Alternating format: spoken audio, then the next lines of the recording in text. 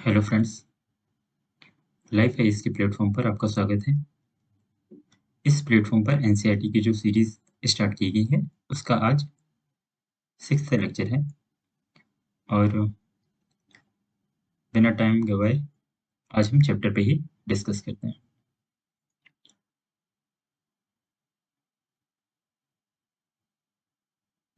तो आज हम जो अध्याय पढ़ने वाले हैं वो है अध्याय 7, हमारा देश भारत, अवर कंट्री इंडिया।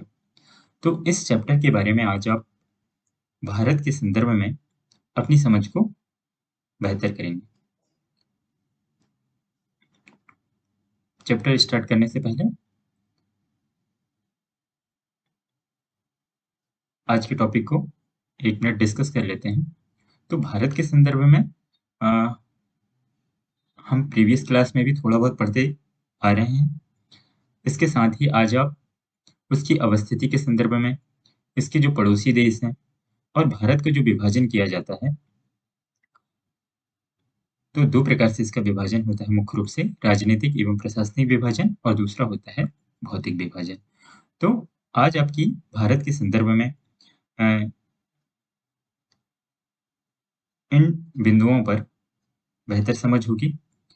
तो चलिए क्रम से स्टार्ट करते हैं। तो सबसे पहले हम भारत की अवस्थिति के बारे में जानते हैं। तो भारत की जो अवस्थिति है, लोकेशन है, तो आप भी एक फिगर अपनी कॉपी में इस टाइप से बना सकते हैं।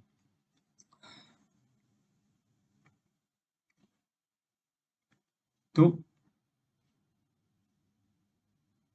1 मिनट में अपना पेन एक्टिवेट कर लूं। ओके। तो भारत के संदर्भ में जो अवस्थिति का हम जो डिस्कस कर रहे हैं, इसमें आप भारत का इस टाइप का फिगर बना सकते हैं और भारत की इस फिगर के आधार पर ही हम इसकी अवस्थिति का जो विस्तार है, कहाँ से कहाँ तक है, कहाँ से कहाँ तक है कहने से मतलब है कि इसका अक्षांशीय विस्तार कितना है और इसका देशांतरीय विस्तार कितना है। अक्षांश और देशांतर के संदर्भ में आपने प्रीवियस क्लास में पढ़ चुका है, तो फिर से हम उन बातों को रिपीट नहीं करेंगे, सिर्फ हम अक्षांश और देशांतर का यहाँ पर संदर्भ के रूप में यूज करते हुए भारत के विस्तार को डिस्कस करेंगे। तो भारत का जो विस्तार है, इसका अक्षांशीय विस्तार जो है 8 डिग्री 4 मिनट उत्तरी अक्षांश से 37 डिग्री 6 मिनट उत्तरी अक्षांश तक है। तो यहाँ पर आप दक्षिण से उत्तर इसका विस्तार देख सकते हैं। तो भारत का जो मुख्य भूमि का जो विस्तार है वो 8 डिग्री 4 मिनट नॉर्थ से 37 डिग्री 6 मिनट उत्तरी अक्षांश तक है। और यदि हम इसके देशांतरी विस्तार की बात करें तो आप पश्चिम से पूर्व इसका विस्तार देख सकते हैं। तो ये 68 डिग्री 7 मिनट ईस्ट से 97 डिग्री 25 मिनट ईस्ट तक इसका विस्तार। तो इस विस्तार के संदर्भ में हमने इसका देशांतरी विस्तार जब हम चैप्टर नंबर 2 को डिस्कस कर रहे थे, तब भी हमने अक्षांश और देशांतर के बारे में बात किया था कि भारत का जो देशांतरी विस्तार है वो लगभग 29 डिग्री का अ, देशांतरी विस्तार देखने को मिलता है। और इसको हमने इसका पूरब और जो पश्चिम बिंदु है उनके बीच लगने वाले समय को भी डिस्कस किया था, जो लगभग 2 घंटे का अंतर आता है। कि भारत के पूर्वी भाग और पश्चिमी भाग में 2 घंटे का अंतर इसलिए आता है क्योंकि इसका देशांतरी विस्तार 68.7 डिग्री ईस्ट से लेकर के 97 डिग्री 25 मिनट ईस्ट तक है। तो इस टाइप से आप इसके विस्तार को 2-3 बार रिवीजन करें तो आपको ये याद हो जाएगा। अच्छा, इसका हम ये तो विस्तार के बारे में बात कर सकते हैं इस टाइप से। और आप क्या देख रहे हैं कि भारत का जो, यदि आप एक फिगर छोटा-सा यहाँ पर और बना लें, जो आपकी दिशाओं को दर्शाएगा, ये तो आपको स्पष्ट भी होगा। ये हो जाएगा ईस्ट, ये वेस्ट, नॉर्थ, साउथ। तो भारत चारों दिशाओं से किन से घिरा हुआ है, ये भी आपको पता होना चाहिए। जैसे भारत जो है उत्तर में हिमालय पर्वत से घिरा हुआ है, तो यहाँ पर आप हिमालय पर्वत को देख सकते हैं। इसके पूर्वी भाग में ये किससे घिरा हुआ है, तो ये बंगाल की खाड़ी से घिरा हुआ है। और पश्चिम में ये अरेबियन सी या अरब सागर से घिरा हुआ है। और यदि आप भारत के दक्षिण में देखते हैं, तो दक्षिण में हिंद महासागर या इंडियन ओशियन अवस्थित है। तो ऐसे करके आप भारत की अवस्थिति के संदर्भ में यदि आपसे कोई पूछता है, तो आप इसका एक अक्षांशीय और देशांतरी विस्तार बता सकते हैं। और ये किन से घिरा हुआ है, इसके बारे में भी आप बता सकते हैं। उत्तर में हिमालय से, पूरब में बे ऑफ बंगाल, पश्चिम में अरेबियन सी और दक्षिण में इंडियन ओशियन से। इसके अलावा आप पूरब से पश्चिम तक की जो दूरी है, वो लगभग 2900 किलोमीटर है। और उत्तर से दक्षिण इसका जो विस्तार है किलोमीटर में यदि देखेंगे, तो ये आपको 3200 किलोमीटर के लगभग प्राप्त होगा। तो कई बार क्वेश्चन आता है कि भारत का अक्षांशीय विस्तार ज्यादा है या देशांतरी विस्तार ज्यादा है। तो यहाँ से आपको स्पष्ट हो जाना चाहिए कि जो देशांतरी विस्तार 3200 किलोमीटर के आसपास है, और देशांतरी विस्तार अक्षांशीय विस्तार 3200 किलोमीटर के आसपास है, और देशांतरी विस्तार 2900 किलोमीटर के आसपास। तो यहाँ से स्पष्ट होता है कि भारत का अक्षांशीय विस्तार ज्यादा है, अर्थात उत्तर से दक्षिण या दक्षिण से उत्तर कहें, तो इसका जो विस्तार है भारत का वो ज्यादा है। इसके अलावा आप और यहाँ पर भारत की जो पड़ोसी देशों की आगे हम चर्चा करने वाले हैं, इसके अलावा भारत के कुछ द्वीप हैं जिन पर भारत का स्वामित्व है। तो एक है लक्षद्वीप, जिसे आप दक्षिण पश्चिम में आप देख सकते हैं, यहाँ पर डॉट से दर्शाया गया है लक्षद्वीप को। और इसके साउथ ईस्ट में आप अंडमान और निकोबार द्वीप समूह को भी यहाँ पर देख सकते हैं। तो यहाँ पर आपकी भारत के संदर्भ में इसके जो अवस्थिति से संबंधित जानकारी यहाँ पर स्पष्ट हो जानी चाहिए। तो हम इन्हीं 3 बिंदुओं पर यहाँ पर आके हम बात कर सकते हैं कि उसका और भारत जो है उत्तरी और पूर्वी गोलार्ध में अवस्थित है। इसकी चर्चा भी हम पहले कर चुके हैं। और यहाँ पर आप विस्तार की बात कर सकते हैं, तो विस्तार में आप अक्षांशीय और देशांतरी दोनों को ले सकते हैं। अक्षांशीय विस्तार और दूसरा नंबर पे आएगा देशांतरी विस्तार। तो इन दोनों का तो आप ऊपर जो बताया गया है उसी के आधार पर आप लिख सकते हैं। अक्षांशीय विस्तार आप फिर से देख लें, 8 डिग्री 4 मिनट से लेकर के ये कहाँ तक जाएगा, 37 डिग्री 6 मिनट तक। तो चाहे तो आप यहाँ पर भी लिख लें, अक्षांशीय विस्तार 8 डिग्री 4 मिनट नॉर्थ से ये कहाँ तक जाता है, 37 डिग्री 6 मिनट नॉर्थ तक। और यदि आप देशांतरी विस्तार की बात करें, तो इसका जो देशांतरी विस्तार है 68 डिग्री 7 मिनट ईस्ट से 97 डिग्री 25 ईस्ट तक। तो इसी बात को आप यहाँ चाहें तो ईस्ट से 97 डिग्री 25 मिनट ईस्ट तक। तो आप इसकी विस्तार में अक्षांशीय और देशांतरी दोनों विस्तार की बात करेंगे। और भारत का मानक समय के संदर्भ में आप पहले ही बात कर चुके हैं कि इसका जो मानक समय है वो 82.5 डिग्री ईस्ट को हम भारत का मानक समय या भारत का मानक यामोत्तर कहते हैं। तो यहाँ पर आके आपकी अवस्थिति से संबंधित जो जानकारी है वो यहाँ पर क्लियर हो जाती है। इसके आगे हम बात करते हैं।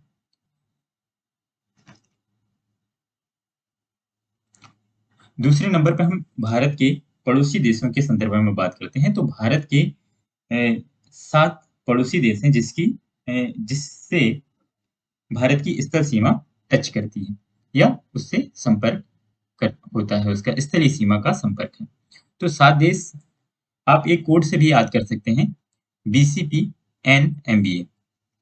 ये आकार के आधार पर भी इनका यही क्रम होता है कि जैसे सबसे बड़ी स्थलीय सीमा यदि आपसे कोई पूछेगा, तो बांग्लादेश, उसके बाद चाइना, फिर पाकिस्तान, बांग्लादेश, चाइना, पाकिस्तान, उसके बाद नेपाल, नेपाल के बाद म्यांमार, भूटान, और सबसे छोटी सीमा लगती है अफगानिस्तान से। तो ऐसे करके आप इस फिगर में भी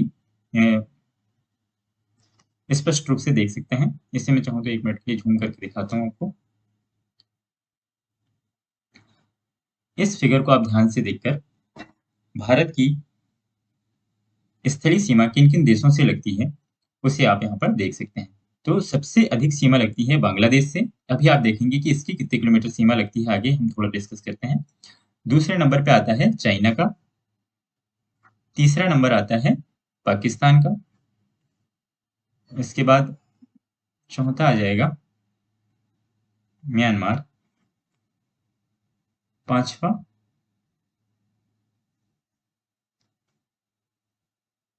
चौथा नंबर आएगा नेपाल का, पांचवा आ जाएगा म्यांमार का। इसे 1 मिनट फिर से लिख देता हूँ। म्यांमार का आएगा पांचवा, भूटान का आएगा छठवा और अफगानिस्तान का नंबर आएगा सातवां। तो ये आकार के आधार पर यदि आपको क्रम जमाने को आ जाता है तो आप यहाँ से इस फिगर को आप बार-बार देखें और आपको स्पष्ट हो जाएगा कि भारत की जो स्थलीय सीमा है किन देशों से टच होती है। और एक मिनिश एक और फिगर आप इसको भी देख सकते हैं, जो इसमें इस बात को मेंशन किया गया है कि भारत की जो स्थलीय सीमा है, किससे कितने किलोमीटर लगती है। तो यहाँ पर आप देख सकते हैं कि इंडिया और बांग्लादेश की जो सीमा है, इसकी 4096.7 किलोमीटर है, ये सर्वाधिक है। तो आप इसको इस संदर्भ में भी याद कर सकते हैं। इसके अलावा जो सबसे कम सीमा लगती है इंडो अफगानिस्तान, तो भारत और अफगानिस्तान के बीच में मात्र 106 किलोमीटर की है। इसके अलावा आप बाकी को भी देख सकते हैं कि पाकिस्तान से कितनी लग रही है, चाइना से कितनी लग रही है। तो इस आधार पे आप इसको सारे को देख सकते हैं। 1 मिनट में यदि बता ही दूँ, तो इंडिया और बांग्लादेश के बीच में है 4096.7 किलोमीटर की। फिर इंडिया और चाइना के बीच में है 3488 किलोमीटर। इंडिया और पाकिस्तान के बीच में 3323 किलोमीटर। उसके बाद हम नेपाल की बात करेंगे, 1751 किलोमीटर की सीमा लगती है नेपाल से। उसके बाद म्यांमार के साथ लगती है सीमा 1643। फिर भूटान के साथ 699 किलोमीटर और अफगानिस्तान का तो हमने डिस्कस पहले कर चुका है, मात्र 106 किलोमीटर। तो आपको सभी का तो नहीं, लेकिन एक क्रम याद रहे कि सबसे अधिक किसकी लगती है और सबसे कम किस देश से भारत की स्थलीय सीमा लगती है। अच्छा, एक चीज आप और यहाँ देख सकते हैं कि जो इसकी तटीय सीमा कितनी है, भारत की जो तटीय सीमा की जो लंबाई है टोटल, वो है 7516.6 किलोमीटर। तो इसको भी आप याद कर सकते हैं। फिर इसी बात को आगे यहाँ पर डिस्कस किया गया है, तो इसे भी आप यहाँ पर टेबल फॉर्म में देख सकते हैं। यहाँ पर लिखा है कि India has 15,106.7 kilometre of land border and a coast line of 7,516.6 kilometre including island territories. तो भारत की जो यदि हम कुल सीमा की बात करें, स्थलीय और तटीय सीमा को मिला के, तो वो 15,106.7 किलोमीटर है। यदि सिर्फ हम कोस्टल लाइन की बात करते हैं, ये लैंड बॉर्डर मतलब स्थलीय सीमा की बात करें सिर्फ, तो सॉरी, स्थलीय सीमा टोटल है 15,106.7 किलोमीटर और तटीय सीमा की यदि हम बात करेंगे तो वो है 7,516 किलोमीटर। तो ऐसे करके आप दोनों को डिस्कस कर सकते हैं। तो यहाँ पर आपका पड़ोसी देशों से संदर्भित और भारत की जो अवस्थिति से संदर्भित दो बातें क्लियर हो जानी चाहिए। अब हम मुख्य रूप से जो आज का जो चैप्टर है, एक तो हम इसका राजनीतिक विभाजन और राजनीतिक और प्रशासनिक विभाजन, और फिर हम भौतिक विभाजन की बात करेंगे, जिसमें भौतिक विभाजन वाला जो टॉपिक है वो काफी इम्पोर्टेंट है और वहां से बार बार क्वेश्चन पूछे भी जाते हैं। लेकिन फिर भी आपको राजनीतिक और प्रशासनिक संदर्भ में भी इसकी जानकारी होना चाहिए। जैसे वर्तमान में भारत के यदि हम राजनीतिक और प्रशासनिक विभाजन की बात करें, तो 28 राज्य और 8 केंद्र शासित प्रदेश हैं नए पुनर्गठन के बाद जम्मू कश्मीर के। और राज्यों का जो निर्माण है, जो शुरुआती राज्य जब बने थे, तो वो भाषा के आधार पर उनका निर्माण किया गया था। तो इस बात को भी आप लिख सकते हैं। इसके अलावा क्षेत्रफल के आधार पर आप देखें तो सबसे बड़ा राज्य जो है वो राजस्थान है। क्षेत्रफल के आधार पे सबसे बड़ा राज्य है राजस्थान और सबसे छोटा राज्य है गोवा। बाकी आप इस फिगर में देख सकते हैं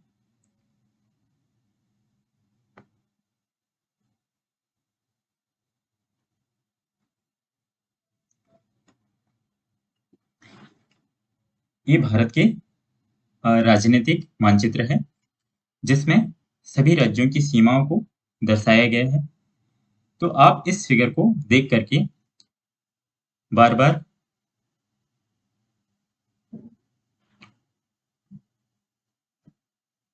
इस चैप्टर में आप इस मानचित्र को देखकर इस बात का अंदाजा लगा सकते हैं कि भारत के जो राज्य हैं किस राज्य की सीमा अ, अन्य राज्य से लगती है। और इस टाइप से आप ये यहाँ पर पूछे जाने वाले क्वेश्चनों को डिस्कस कर सकते हैं। एक बार यूपीएससी ने क्वेश्चन पूछा था कि नागालैंड की कोहिमा से आप जाते हैं तो यहाँ पर केरल की कोई जगह का नाम दिया गया था, जहाँ तक मैं उसे याद कर पा रहा हूँ। तो ऐसे करके भी क्वेश्चन पूछ लेते हैं कि एक राज्य से दूसरे राज्य तक जाने में आपको कितने राज्यों से होकर के गुजरना पड़ेगा और जो मिनिमम मिनिमम स्टेट आपको कितने क्रॉस करना पड़ेगा। तो इस टाइप से भी क्वेश्चन पूछ लेते हैं। तो आप ध्यान से देख करके इनकी कैपिटल और एक राज्य से दूसरे राज्य में जाने में आपको कितने राज्यों से होकर के गुजरना पड़ेगा कम से कम, तो उनको आप बार-बार इस फिगर को देख करके अपनी समझ को बेहतर कर सकते हैं। और एक चीज़ और यहाँ पर देख सकते हैं कि भारत की लगभग मध्य से एक कर्क रेखा गुजरती है जिसकी हमने प्रीवियस क्लास में भी डिस्कस कर चुका है। 23.5 डिग्री ये हो गया, 23.5 डिग्री नॉर्थ। ये कर्क रेखा भारत के लगभग मध्य से गुजरती है। तो ये भारत के कितने राज्यों से होकर के गुजरती है? एक तो गुजरात, दूसरा राजस्थान, तीसरा मध्य प्रदेश, चौथा छत्तीसगढ़, पांचवा झारखंड, सातवां पश्चिम बंगाल, इधर छठवां होगा ये, और सातवां हो जाएगा आपका त्रिपुरा और आठवां हो जाएगा मिजोरम। तो कर्क रेखा भारत के 8 राज्यों से होकर के गुजरती है। गुजरात, राजस्थान, मध्य प्रदेश, छत्तीसगढ़, झारखंड, पश्चिम बंगाल और फिर नॉर्थ ईस्ट के 2 स्टेट हैं, एक है त्रिपुरा और मिजोरम। तो ऐसे करके आप 8 राज्यों के नाम भी याद कर सकते हैं। यहाँ से भी क्वेश्चन पूछ सकता है कि कर्क रेखा भारत के किन राज्यों से होकर के गुजरती है। इसके अलावा आप आगे जब हम भौतिक विभाजन पढ़ेंगे तो उसमें जलोढ़ निक्षेप की चर्चा होगी। तो इसके संदर्भ में जलोढ़ निक्षेप क्या होते हैं, इन्हें एलुवियल सॉइल भी कहते हैं। ये कुछ फैक्ट आप की परिभाषा देख सकते हैं। इसे बोलते हैं एलुवियल डिपॉजिट। ये नदियों के द्वारा लाई गई बहुत महीन मिट्टी होती है तथा नदी बेसिन में निक्षेपित कर दी जाती है। और फिर इसके अलावा कि नदियां जो अपने साथ जो अवसाद लेकर के आती हैं और फिर जहां वो उसको जमाव करती हैं उसे ही जलोढ़ निक्षेप या एलुवियल डिपॉजिट की संज्ञा दी जाती है। और सहायक नदी को तो आप डिफाइन कर ही सकते हैं कि एक नदी या सरिता जो कि मुख्य नदी में किसी भी तरफ से आकर मिलती है तथा अपने जल को मुख्य नदी में विसर्जित करती है तो उसे सहायक नदी का दर्जा दिया जाता है। तो एक होती है मुख्य नदी और उस मुख्य नदी से जो भी नदियां आकर के मिलती हैं उन्हें सहायक नदियों की संज्ञा दी जाती है। फिर आप गंगा और ब्रह्मपुत्र नदियां विश्व के सबसे बड़े डेल्टा का निर्माण करती हैं। तो इस बात को भी आप यहाँ पर देख सकते हैं। और वो डेल्टा का नाम क्या है? सुंदरबन डेल्टा। इस डेल्टा की आकृति भी कैसी है? त्रिभुजाकार। त्रिभुजाकार। कई बार क्वेश्चन बना सकता है कि डेल्टा जो सुंदरबन डेल्टा है उसके आकार क्या पंजाकार है या फिर त्रिभुजाकार है? तो आपको स्पष्ट होना चाहिए कि वो त्रिभुजाकार है। डेल्टा क्या होते हैं? डेल्टा स्थल का वह भाग है जो नदी के मुहाने पर बनता है। जहाँ नदियाँ समुद्र में प्रवेश करती हैं, उस जगह को नदी का मुहाना कहा जाता है। तो नदियाँ के द्वारा जो अवसाद लाए जाते हैं और नदी के मुहाने पर जो जमाव होने से जो स्थल का निर्माण होता है, उसे ही डेल्टा कहा जाता है। और जो सुंदरबन डेल्टा है, वो लगभग कैसा है? त्रिभुजाकार। तो यहाँ पर आप राजनीतिक और प्रशासनिक विभाजन के संदर्भ में भारत में आप किस-किस की चर्चा कर सकते हैं कि उसमें कितने राज्य हैं, कितने केंद्र शासित प्रदेश हैं, राज्यों का निर्माण किस आधार पर हुआ है, तो मुख्य रूप से भाषा के आधार पर हुआ है और क्षेत्रफल के आधार पर सबसे बड़ा राज्य राजस्थान है और सबसे छोटा राज्य गोवा है। तो ऐसे करके भी आप डिस्कस कर सकते हैं। अब लास्ट टॉपिक हमारा जो बचता है, ये सबसे महत्वपूर्ण टॉपिक है और यहाँ से क्वेश्चन बार-बार पूछे गए हैं हर एग्ज़ाम में, तो इसको आप अच्छे से एक बार समझ लें। ये है भौतिक विभाजन। एक हमने राजनीतिक और प्रशासनिक विभाजन पढ़ लिया, अब दूसरा है फिजिकल डिवीजन या भौतिक विभाजन। तो इसमें हम मुख्य रूप से किसकी चर्चा करेंगे? तो भारत में जो पाए जाने वाले पर्वतीय भाग हैं, फिर अ, भारत में जो गंगा का मैदान है, उसके अलावा भारतीय महामरुस्थल की चर्चा करेंगे हम और प्रायद्वीपीय पठार की चर्चा करेंगे इस पे, प्रायद्वीपीय भारत या प्रायद्वीपीय पठार और इसके अलावा अ, पूर्वी और पश्चिमी घाट की चर्चा करेंगे और उसके बाद तटीय मैदान और द्वीप समूह की चर्चा करेंगे इसमें। तो चलिए फिर, तो भारत का जो भौतिक विभाजन है, वो मुख्य रूप से 7 भागों में विभाजित किया जाता है, जो मैंने अभी आपको बताया है। इसे डिस्कस करने से पहले आप 1 मिनट ये वाले फिगर को देख लें। इस फिगर में ये भौतिक विभाजन को दर्शा रहा है। तो यहाँ पर ये जो डार्क लाइन से जो दर्शाया गया है, ये हिमालय की विभिन्न समानांतर श्रृंखलाओं को दर्शाया गया है। जैसे हिमालय को 3 कैटेगरी में हम डिवाइड करते हैं, 3 समानांतर श्रृंखलाओं में। एक है बृहद हिमालय, उसके बाद है उसके दक्षिण में है मध्य हिमालय या हिमाचल हिमालय और इसके भी दक्षिण में है शिवालिक हिमालय और शिवालिक हिमालय के दक्षिण में फिर ये पूरा गंगा का मैदान अवस्थित है। गंगा, ब्रह्मपुत्र और सिंधु नदियों के द्वारा लाए गए जलोढ़ से निर्मित ये जलोढ़ मैदान का, जिसे हम गंगा का या भारत का बृहद मैदान की संज्ञा देते हैं। तो यहाँ पर आप ये जो भाग है, ये उत्तर भारत का मैदान है और ये जो श्रेणियां हैं, ये हिमालय को दर्शा रही हैं यहाँ पर।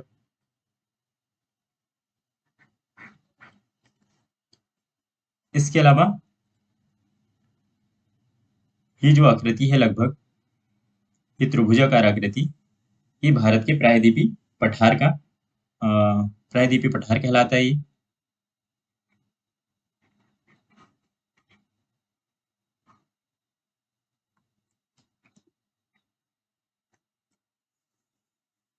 प्रायद्वीपीय पठार बोलते हैं इसे और ये जो है, ये गंगा का मैदान है।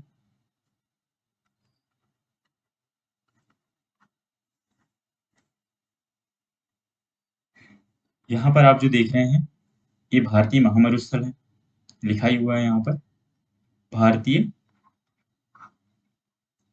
महामरुस्थल।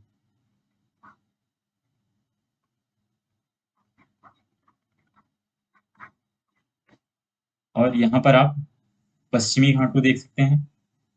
पश्चिम में ये आपको पश्चिमी घाट यहाँ पर नजर आएगा और इस तरफ में है पूर्वी घाट और इसके बाद इसके तटीय मैदान हैं और कुछ द्वीपों की चर्चा करेंगे। जैसे यहाँ पर आप देख रहे हैं लक्षद्वीप और इस तरफ में आपको अंडमान और निकोबार द्वीप दिखाई दे रहा हो। तो इस टाइप से आप पूरे भारत का भौतिक विभाजन 7 कैटेगरी में कर सकते हैं। अब हम इन्हीं की चर्चा क्रम से करने वाले हैं। तो इस फिगर को आप ध्यान से देखते हुए भारत के भौतिक विभाजन की समझ आप बेहतर कर सकते हैं। तो आइए एक-एक को डिस्कस करते हैं।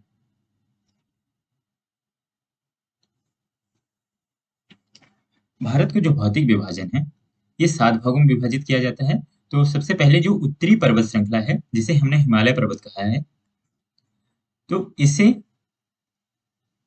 3 श्रृंखलाओं में हम विभाजित कर सकते हैं। एक है बृहद हिमालय, इसे हिमाद्री के नाम से भी जानते हैं। दूसरा है मध्य हिमालय, जिसे हिमाचल हिमालय भी बोलते हैं और इसके भी दक्षिण में है शिवालिक हिमालय। ये इसके साउथ में अवस्थित है। और मध्य हिमालय के साउथ में कौन है? शिवालिक हिमालय। एक कैटेगरी आप यहाँ पर देख सकते हैं, ये सबसे ऊपर वाली जो डॉट लाइन से दर्शाया गया है इस फिगर में, तो ये है बृहद हिमालय।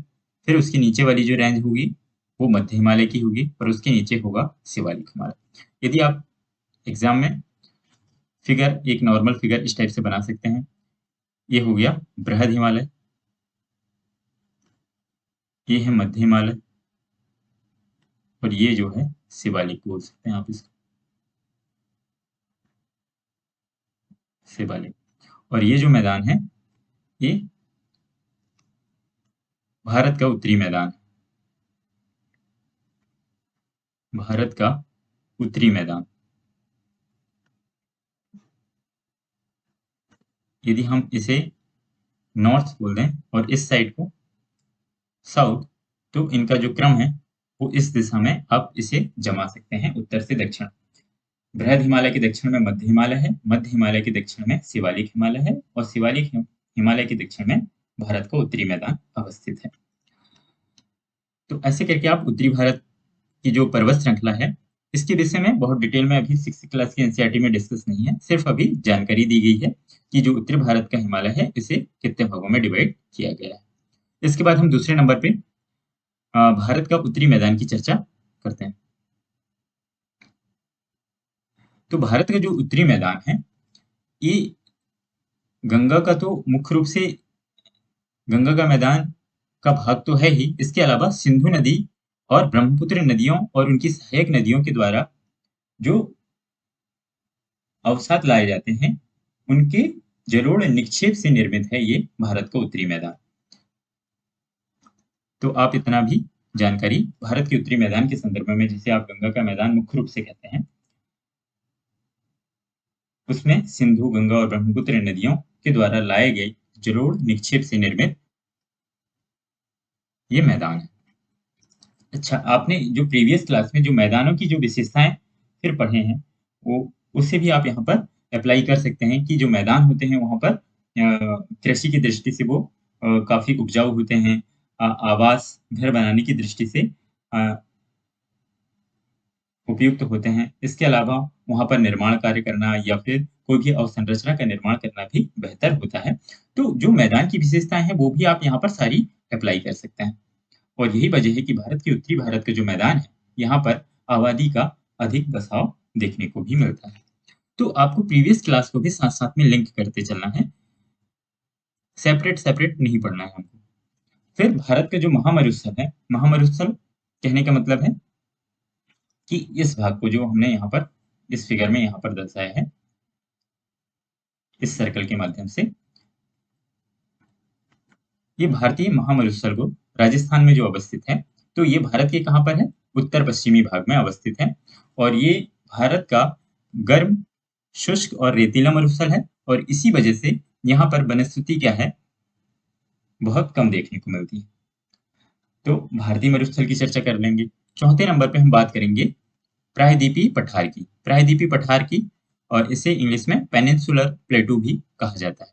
तो पेनिनसुलर प्लेटू, ये लगभग ये जो भारत की जो फिगर आप ऐसा बना सकते हैं साइड में छोटा सा, और ये जो भाग है पूरा,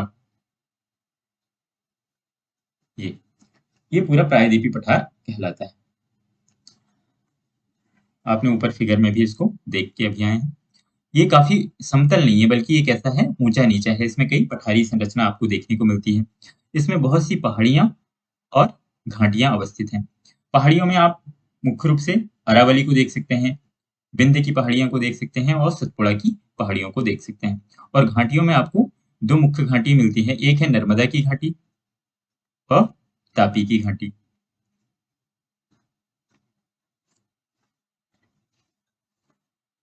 तो ऐसे करके आप प्रायद्वीपीय पठार की विशेषताओं के संदर्भ में इनकी चर्चा कर सकते हैं। इसके अलावा प्रायद्वीपीय पठार में कुछ नदियां हैं जो पश्चिम की ओर प्रवाहित होती हैं, और कुछ नदियां पूर्व की ओर प्रवाहित होती हैं। तो पश्चिम की ओर प्रवाहित होने वाली मुख्य नदियां हैं नर्मदा और तापी, जो कि घाटियों से होकर के या भ्रंश घाटियों से होकर के बहती हैं। कई बार क्वेश्चन आता है कि भ्रंश घाटियों से कौन कौन सी नदियां प्रवाहित होती हैं। तो आप पश्चिम की ओर प्रवाहित होने वाली जो नदियां हैं नर्मदा और तापी, ये मुख्य रूप से भ्रंश घाटी से होकर के प्रभावित होती हैं।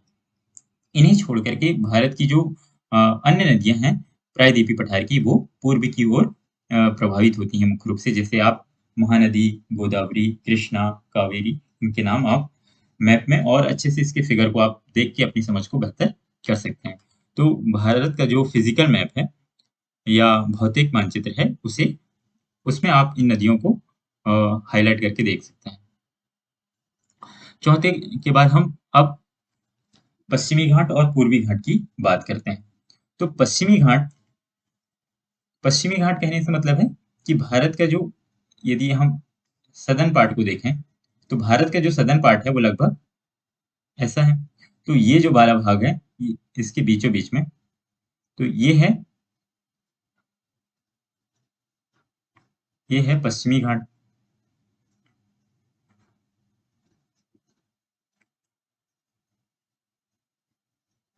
पश्चिमी घाट। और ये जो भाला भाग है बीचों बीच का, ये है पूर्वी घाट। तो पश्चिमी घाट जो है भारत का, इसका जो विस्तार है वो लगभग आपको एक समान देखने को मिलता है। और पूर्वी घाट जो है वो बीच बीच में कैसा है, टूटा है और असमान है। क्यों? क्योंकि यहाँ पर बहुत सारी नदियां आती हैं इधर से। जैसे महानदी आती है, गोदावरी आती है, कृष्णा आती है और गोदावरी आती है। तो ये सभी नदियां क्या करती हैं, कटाव करने के कारण बीच बीच में ये जो प्रायद्वीपीय पठार है, ये पूर्वी घाट की ओर टूटा हुआ है और असमान है। और ये जो नदियां हैं जो पूर्व की ओर आती हैं, ये डेल्टा का निर्माण करती हैं। आप चाहें तो एक विशेषताएं और लिख सकते हैं कि ये जो पूर्व की ओर प्रवाहित होने वाली जो नदियां हैं, जैसे महानदी, गोदावरी, कृष्णा, ये डेल्टा का निर्माण करती हैं। डेल्टा की परिभाषा भी आपने थोड़ी देर पहले ही पढ़ा है। नदियों के द्वारा लाए गए अवसादों के द्वारा नदी के मुहाने पर जो निक्षेप जमा किया जाता है, उसे आप डेल्टा कहते हैं। और जो नर्मदा और जो तापी नदियां हैं, ये ज्वारनद मुख का निर्माण करती हैं, जिन्हें एस्चुरी कहते हैं। एस्चुरी, ज्वारनद मुख, ये ज्वारनद मुख का निर्माण करती हैं। ज्वारनद मुख का निर्माण करने का मतलब है कि नदियां सीधे समुद्र में जाकर के गिर जाती हैं, वो कोई डेल्टा का निर्माण नहीं करती हैं। तो इस तो इसे आप कह सकते हैं ज्वारनद मुख। तो क्वेश्चन कई बार पूछा जाता है कि नर्मदा और तापी ये जो है ज्वारनद मुख का निर्माण करती हैं, तो वो कथन हो जाएगा आपका सही। या एस्टुरी भी कहते हैं इसको, ज्वारनद मुख को। फिर से अब आपका ये पूर्वी और पश्चिमी घाट, यहाँ पर जितनी सीमित चर्चा की गई है, हम सिर्फ उतना ही डिस्कस कर रहे हैं। इसके अलावा पूर्वी और पश्चिमी घाट में और सारे अंतर आप देख सकते हैं, जो आगे की क्लास में हम डिस्कस करेंगे। इसके बाद हम तटीय मैदान की चर्चा करेंगे। तो एक है पश्चिमी तटीय मैदान और पूर्वी तटीय मैदान। तो ये जो पश्चिमी घाट है, इसी के पश्चिम में अवस्थित एक पश्चिमी तटीय मैदान होगा और पूर्वी घाट के पूरब में पूर्वी तटीय मैदान होगा। तो इसके पूर्वी भाग में तटीय मैदान होगा और पश्चिमी घाट के पश्चिम भाग में पश्चिमी तटीय मैदान होगा। तो पश्चिमी तटीय मैदान जो है वो काफी सकरा है और जो पूर्वी तटीय मैदान है वो अपेक्षाकृत कैसा है, चौड़ा है। तो इन अंतरों को भी आप ध्यान में रख सकते हैं कि पूर्वी तटीय मैदान अपेक्षाकृत चौड़े हैं और पश्चिमी तटीय मैदान कैसे हैं, काफी सकरे हैं। इसके अलावा द्वीप समूह की एक लास्ट चर्चा कर लेते हैं और फिर ये चैप्टर लगभग कंप्लीट हो जाएगा। तो द्वीप समूह में एक है आइलैंड ग्रुप भी कह सकते हैं आप इंग्लिश में, द्वीप समूह। तो द्वीप समूह आपने अभी पढ़ के आए हैं, एक है लक्षद्वीप और दूसरा है अंडमान और निकोबार।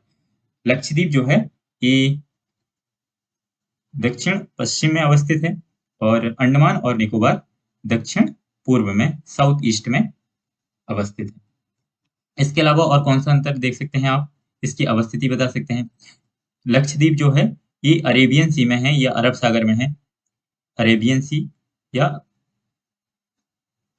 अरब सागर। और ये जो है अंडमान और निकोबार जो है ये बे ऑफ बंगाल में है, बे ऑफ बंगाल या बंगाल की खाड़ी में अवस्थित है। इसके अलावा एक अंतर और है कि ये जो लक्षद्वीप है, इसका जो निर्माण है ये प्रवाल के द्वारा हुआ है। प्रवाल द्वीप है। ये एक प्रकार का क्या है, प्रवाल द्वीप है। मतलब इसका जो निर्माण है प्रवाल के द्वारा हुआ है। और अंडमान और निकोबार के संदर्भ में कहा जाता है कि ये जो है, जब भारत अ, अफ्रीका से टूटकर अलग होकर जब उत्तर की ओर उसका गति या संचालित हो रहा था, गति कर रहा था, तब उस दौरान भारत का कुछ भाग टूट करके बंगाल की खाड़ी में रह गया, जो कि अंडमान और निकोबार द्वीप समूह के रूप में जाने जाते हैं। तो ये अवशेष है किसका, भारत का ही। तो ऐसे करके आप यहाँ पर लिख सकते हैं। तो यहाँ पर आके हमारी ये भौतिक विभाजन से संदर्भित सारी जानकारी कंप्लीट होती है। भौतिक विभाजन के संदर्भ में हमने जो सातों पॉइंट पे बात किया है, उस पर आप देख सकते हैं कि सबसे पहले हमने हिमालय पर्वत की चर्चा करी। उसकी 3 कैटेगरी हैं, बृहद हिमालय, मध्य हिमालय, शिवालिक हिमालय। फिर भारत के उत्तरी मैदान की चर्चा करें हैं, जो कि सिंधु, गंगा, ब्रह्मपुत्र नदियों और इनकी सहायक नदियों के द्वारा जो जलोढ़ निक्षेप लाया गया है, उसके निक्षेपण के फलस्वरूप इनका निर्माण हुआ है। फिर भारतीय मरुस्थल की चर्चा कर सकते हैं आप, और फिर प्रायद्वीपीय पठार की। और इनकी जो विशेषताएं हैं, इन्हें भी आप साथ-साथ में डिस्कस कर सकते हैं। इसके अलावा पश्चिमी घाट, पूर्वी घाट का अंतर आप देख सकते हैं, तटीय मैदान की बात कर सकते हैं और द्वीप समूह। तो ऐसे करके आपका भौतिक विभाजन कंप्लीट होता है। यहाँ पर हमारा चैप्टर कंप्लीट होता है। यदि नेक्स्ट वीडियो में फिर हम मुलाकात करते हैं। आज का सेशन थोड़ा लंबा हो गया है। यदि आपको लगता है कि स्पीड थोड़ी स्लो है, तो आप थोड़ा स्पीड बढ़ाकर भी वीडियो को सुन सकते हैं। और यदि हमारा कंटेंट आपको पसंद आ रहा है, तो लाइक, शेयर, सब्सक्राइब ज़रूर करें। Thank you.